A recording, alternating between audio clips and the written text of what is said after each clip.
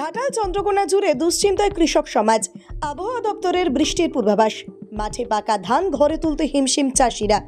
পশ্চিম মেদিনীপুরের ঘাটাল ও চন্দ্রকোনা মহকুমায় এখন একটাই ছবি, মাঠ জুড়ে সোনালি পাকা ধান, আর সেই ধান দ্রুত ঘরে তোলার মরিয়া চেষ্টা কৃষকদের।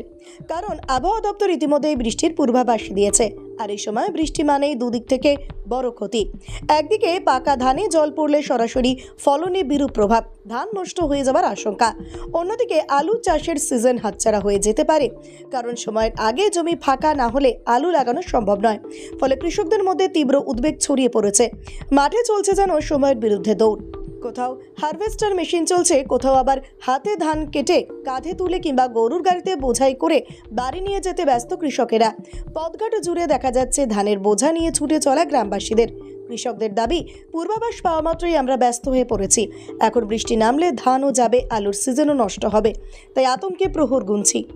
কি করবো চাষির লেগে, পেটের লেগে, আবার লেগে কি করবো, নাকাল পাবো কি করবো আর? হ্যাঁ, ক্ষতি তো হবে, যত কাটা ধানে এবার জল পাবে তত তো ক্ষতি হবে। তুমি তো হ্যাঁ তো ক্ষতি হবে, এবার পেছাবে মফিজুল আলী খাঁ। বৃষ্টি এখন ক্ষতি হলে আলু চাষের ক্ষতি হবে। হ্যাঁ, আলু চাষের ক্ষতি হবে, হ্যাঁ আরও ক্ষতি হবে। কাটা ধানগুলো অসুবিধা হবে, যেগুলো মেটানো আছে। তারপরে তোমার আলু চাষে সরষে হারা যেগুলো নামলা হয়ে যাবে। হ্যাঁ, ওই জন্যই তড়িঘড়ি ধানটা উঠছে, জমিও বাদ হয়ে এসছে, আলু ফালু চাষ হবে, তারপর ক্ষতি হবে। ও, কি নাম আপনার কাকা? আমার নাম কার্তিক ঘোড়াই। আলু লাগাতে হবে,